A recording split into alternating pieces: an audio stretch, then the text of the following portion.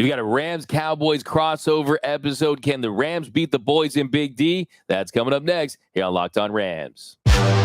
You are Locked On Rams, your daily Los Angeles Rams podcast. Part of the Locked On Podcast Network, your team every day.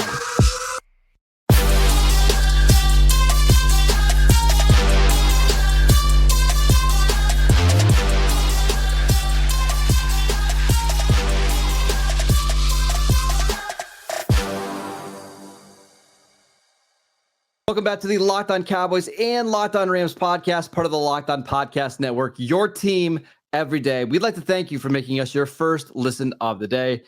This crossover edition is brought to you by PrizePicks, the easiest and most exciting way to play daily fantasy sports. Go to prizepicks.com/LockedOnNFL and use promo code LockedOnNFL for a first deposit match up to $100. I am your host, Marcus Mosher. You can follow me on Twitter at Marcus_Mosher. We've got a very special guest today. It is Doug McCain. Follow him on Twitter at DMAC_LA.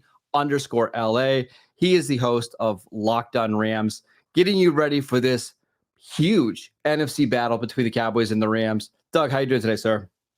How's it going, Marcus? I appreciate you having me, man. Shout out to the Cowboys fans out there. There are many of you, even here in Los Angeles. There's Cowboys fans everywhere. I open up my fridge, there's Cowboys fans. It's all about the Cowboys, America's team. But excited about this matchup. I mean, like you said, it's a must-win game for the Rams. You got to win one of these next two to keep those playoff chances alive. But very excited about this one in Big D. We're going to get to the biggest storylines, the key matchups, and then some predictions for this game. But I want to just start with this.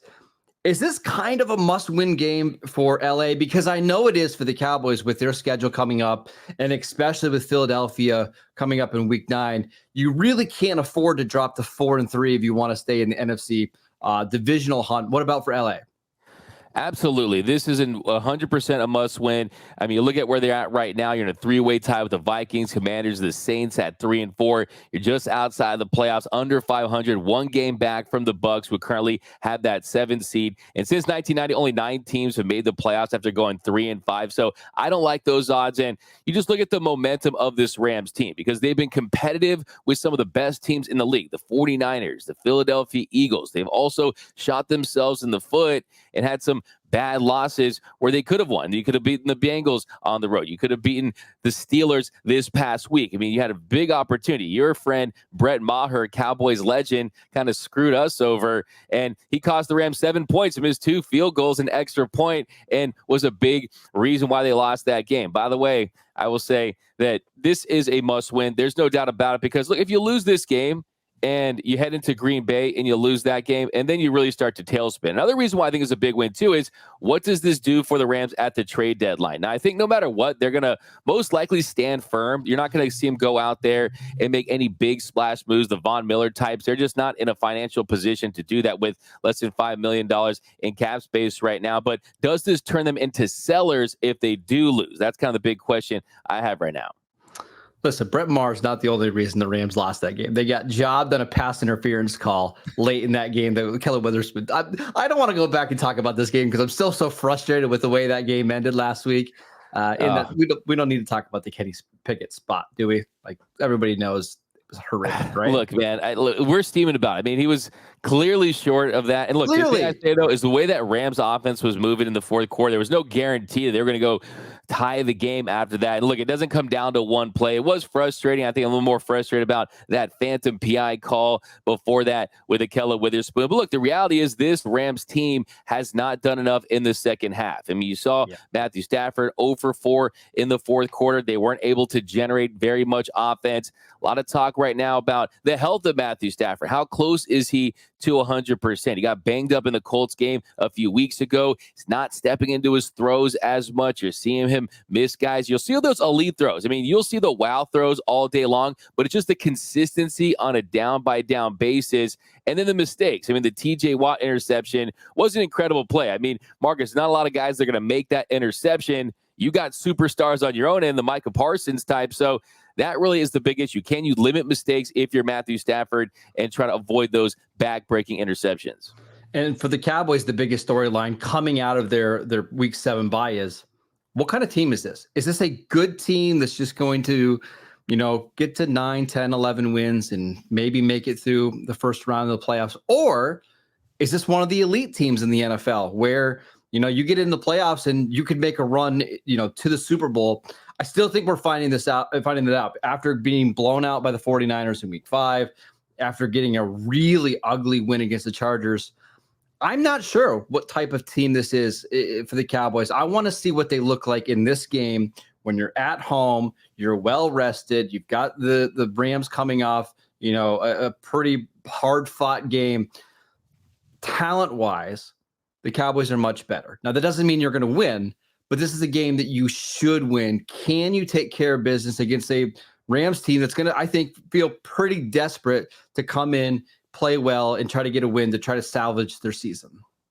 Yeah, you said it right there. This Rams team, they're going to be motivated to try to make up for that loss against the Steelers. They don't want to have this season slide. Look, the reality is it a must-win by definition? No, but as far as overall team morale, as far as the momentum of this season, the trajectory of where they're going, if you go into Dallas and you win a game that you're not supposed to, right? You win a game where you're a 6.5-point underdog, that's definitely going to make you feel better about some of these losses early in the season, losses like the Steelers and games like that. But I will want to ask you those, how are we feeling about the McCarthy play calling situation? Kellen Moore is gone. McCarthy, more of a West Coast style. Feels like you're watching this. I watch a lot of Cowboys games because my dad likes the Cowboys, right? If you watch this Cowboys team, you see a lot of marching down the field, and then we go to the red zone. It kind of comes to a complete halt. Feels like the running game isn't quite there, not using the middle of the field as much. But where are we at as far as Mike McCarthy as a play caller? I don't feel great. I mean, it just, everything feels very clunky with this offense. And it was at times last year with Kellen Moore too, but there's just no rhythm yet. And I think the big issue, Doug, is they can't run the ball at all. They're getting killed on first and second down when it comes to efficiency in the run game. I think if they can get the rushing attack to start being better and a little bit more efficient, things will flow more smoothly. And listen, we don't need to talk too much about last year's matchup, but Tony Pollard ran really well against the Rams last year. He had I think it was like a 65-yard touchdown run. He had a monster game. We just haven't seen that at all from Pollard or any of the other running backs. So until the Cowboys get that rushing attack fixed, I think this offense is going to be one of those ones where, yeah, they can move the ball at times, but do you trust them in any big spots? I honestly, right now, the answer is no. Yeah, it feels like that offensive line has been banged up a little bit. Mm-hmm. Now it feels like guys getting healthier, get that continuity back. So, yeah, I remember that Pollard had a big game last year, and that really is an issue with this Rams team at times is, can you run the ball against them? Can you get pressure on the quarterback? Because sometimes they can't stop a nosebleed. Other times they're really the game changer as far as their secondary, preventing big plays and finding a way to get to the quarterback. So that to me is going to be the interesting matchup for this Rams team is, can you get pressure with those front four? Can Aaron Donald make plays? Because he was really a non-factor last week against the Steelers. They did a really nice job neutralizing him. And, having Micah Parsons, moving him around to find the weak spots and try to get him in position to make plays that you can disrupt a game plan. You can ruin an entire game. Also say, we're going to the big storylines. One of the big storylines in Rams land, Marcus, is Sean McVay just had his first child. He had his son. I don't know if you saw that tweet. The Rams tweet out delivered. The transaction. So,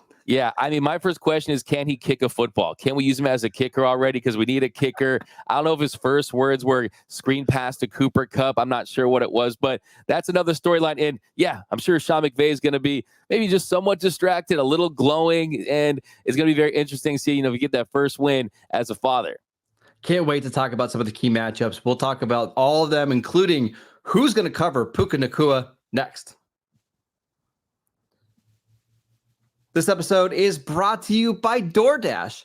Did the game go to timeout? Time to order in with DoorDash. Is it halftime? That's ordering time. 2-minute warning. You got it. That is your cue to order in. Whenever the game clock stops, time to order in with DoorDash. If you're going to be at the Cowboys game this weekend, you're near the AT&T Stadium, go check out some of the awesome local restaurants right around the stadium, including one of my favorites, 24/7 Taco. Absolutely phenomenal tacos and quesadillas if you're interested in that kind of stuff. Order pizza, wings, soda, burgers, or even buns on DoorDash and get it all delivered without missing the game. Kick back at kickoff with unbeatable deals on everything you need for the watch party or the tailgate. All of your favorite restaurants and stores from retail to grocery are on the app, so you can shop everything you need to get game day ready. Get prepared before game day. Stock up on your favorite appetizers and order all of your tailgate gear on DoorDash. Then get ready to watch your team win. Get 50% off up to a $10 value when you spend $15 or more on your first order when you download the DoorDash app and enter promo code LOCK23, subject to change, terms apply. Again, that is 50% off up to a $10 value when you spend $15 or more on your first order when you download DoorDash app and enter promo code LOCK23. Again, subject to change, terms apply. Welcome back to this crossover edition of the Locked On Rams and Locked On Cowboys podcast. We wanted to let you know that Locked On is kicking up our coverage with Locked On NFL Kickoff Live. Each Friday, Locked On will go live at 2 p.m. Eastern on every Locked On NFL YouTube channel. Hosts Tanisha Batiste, Jarvis Davis, and Kyle Krabs will break down every game on the NFL slate to get you ready for your team's matchup, your fantasy lineups, your betting angles, and so much more. Plus, get the in-depth local analysis from our stable of NFL hosts across the country who know these teams better than anyone else. Find Locked On NFL Kickoff Live every Friday at 2 p.m. Eastern on any Locked On NFL YouTube channel. All right, Doug, let's talk about some of the key matchups. Which ones are you going to be keeping your eye on here? You mentioned Puka and Cooper earlier. You got Deron Bland. I think he's done a pretty admirable job. You got the injury to Trayvon Diggs. Stephon Gilmore had his ups and downs. And really, I think for this Rams team, you need to score points. And you got to do it through the air. And Puka Nacua, as you mentioned, he's been absolute revelation. He's someone on pace to have over 1,000 yards. I mean, you rarely see fifth-round picks have 1,000-yard seasons. How about fifth-round picks that are rookies? And Puka Nacua's been phenomenal, finding soft zones, getting yards after catch. I don't know if you saw the pretty catch he had on the far sideline. Getting those I don't know how he got split in. I mean, unbelievable. I mean, he's been incredible. Now, I'm looking at Cooper Cup as well, because Cooper Cup, he was fantastic in his first 2 games back. And he was outstanding, top 4 in basically every single receiving category. Last week, he had a clunker. I mean, he had 2 catches on 7 targets for 29 yards, had 2 drops. So as far as the receiving core goes, Cooper Kupp's going to have a big bounce back game. And I know he's losing sleep over those 2 drops that really cost them 3 points and really changed the game. So looking for the Rams through the air to try to have an impact. Matthew Stafford, going to talk about him a little bit here, but that's really the first guys I'm looking at. Yeah, and I'm curious to see how the Cowboys are going to match up with these 2 receivers, because if you remember last year, the Cowboys actually had Trayvon Diggs following Cooper Kupp into the slot. Now, Kupp burnt them for a long touchdown earlier in the game, but other than that, kept them in check. And I think the thing with Dallas is they wanted to make sure that the other pieces didn't beat them. But now with Puka Nacua, you can't really just do that. You can't double Cooper Kupp and then leave everybody else, in single coverage. This is a tough matchup. Deron Bland has been outstanding. You've mentioned him, but he will give up some yards. Same with Stephon Gilmore, who is getting up there in age a little bit. I'm going to guess that we see a lot of zone coverage, but Cooper Kupp and Puka Nacua kill it in zone coverage. Yeah. So the real answer here for me is, can the Cowboys pass rush get to Matt Stafford quick enough and often enough to force him to throw the ball underneath, take sacks, throw the ball away? Because man on man, the Cowboys aren't going to be able to cover these 2 receivers. Yeah, and that really is the big issue with Matthew Stafford this year, is he is, like we said, made those wild throws at times, but when you see the interceptions, when you see the misplays, it's usually because the other team is getting pressure. And if you look at this season, he has a 79.3 rating against pressure, faced pressure 40% of the time of his dropbacks last week against the Steelers.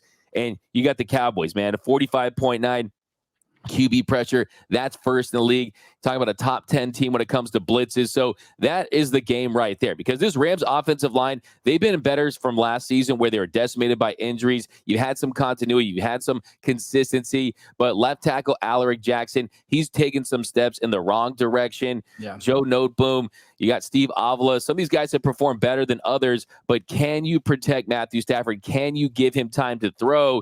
And the other big key is, when it comes to Matthew Stafford, is how will he perform in the second half? That has been really the big issue. I mentioned earlier in the show, he went 0 for 4 with an incompletion and was really struggling in the fourth quarter in his last game. And I think a lot of it has to do with the fact that he kind of wears down, and you see more interceptions in the second half, and just his overall completion percentage really suffers. So that to me is going to be the game right there. Is how do you handle this pass rush of the Cowboys? Are we going to see more quick passes, getting the ball out? Will you commit to the run, even with your starting running back out after the bye week? Kyren Williams is out. Darrell Henderson and Royce Freeman, they were great last week. The Rams rushed the ball 31 times. So they did commit to the run. So can you get anything on the ground and try to neutralize this pass rush of the Cowboys?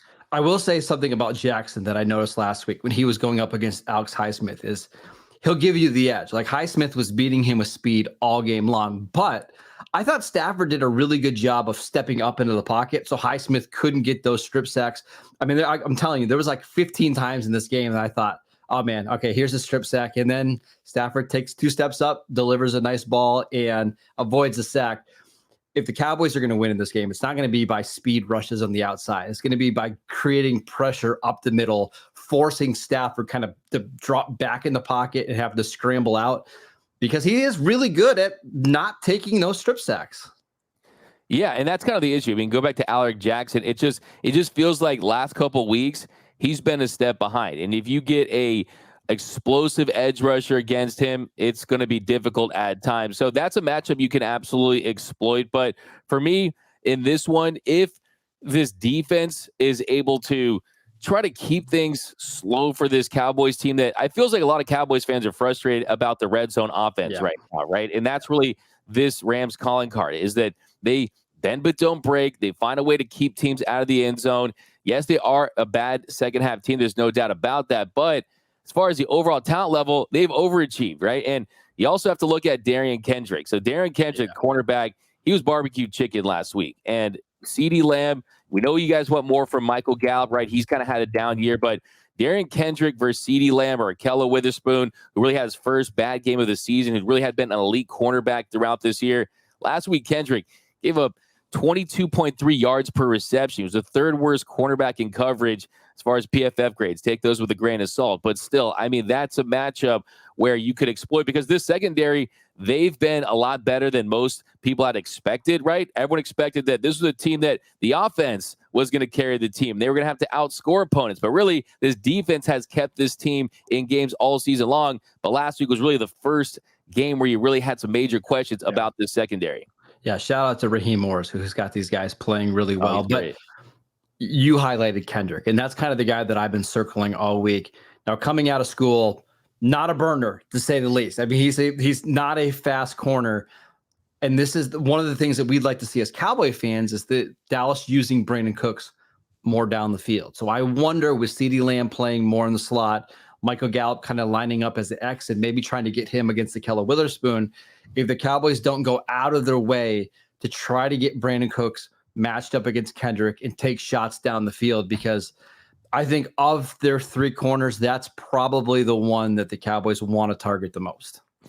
Yeah, that is absolutely the matchup you want to try to exploit. And look, the thing about this Rams secondary, though, is they don't rely on pressure to be effective, right? And they have found a way to just keep teams in games. I will say Ahkello Witherspoon, he's someone who through 4, 5, 6, 7, 8 weeks, he's someone that he's established himself as one of the better cornerbacks in the league. But you talk to fans of the Steelers, you talk to fans of the 49ers, they'll tell you that towards the second half of the season, he tends to have a drop-off. So that's kind of a big question I have, is can he get back on track after a frustrating afternoon against the Steelers? But how about Dak Prescott? I mean, I think he's one of the most fascinating, one of those talked about, one of the most polarizing players in the NFL. 6 TDs, 4 INTs, a 91 rating, 7 yards per attempt.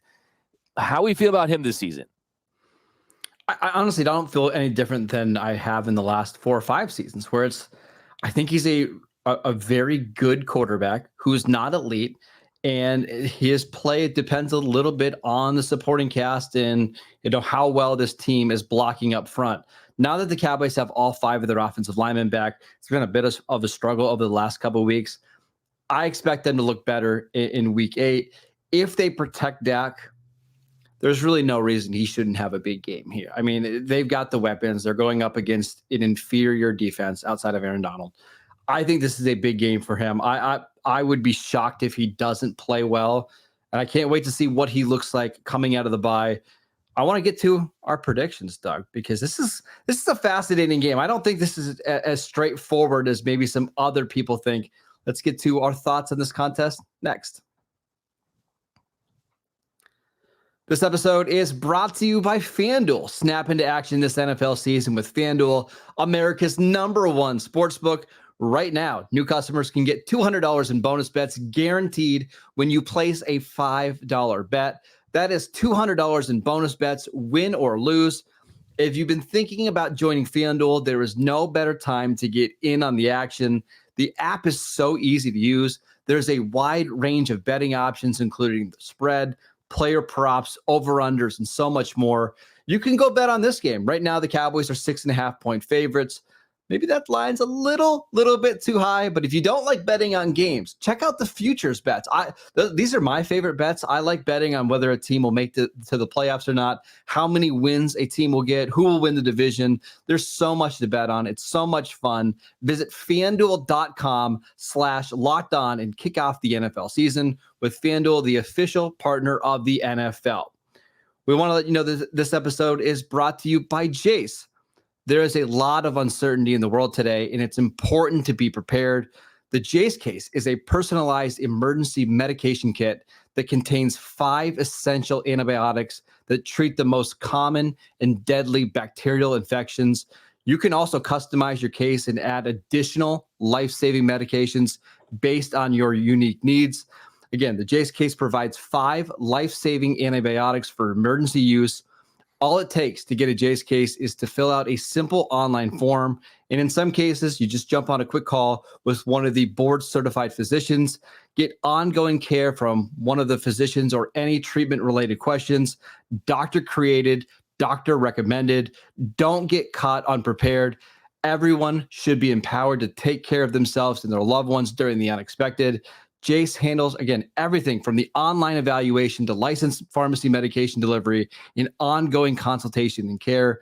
Go to jacemedical.com and enter promo code LOCKDOWN at checkout for a $20 discount on your order. That is promo code LOCKDOWN at Jace Medical, JASE medical.com. Welcome back to this crossover edition of the Locked On Rams and Locked On Cowboys podcast. Let's do our predictions, Doug. How do you envision this game going?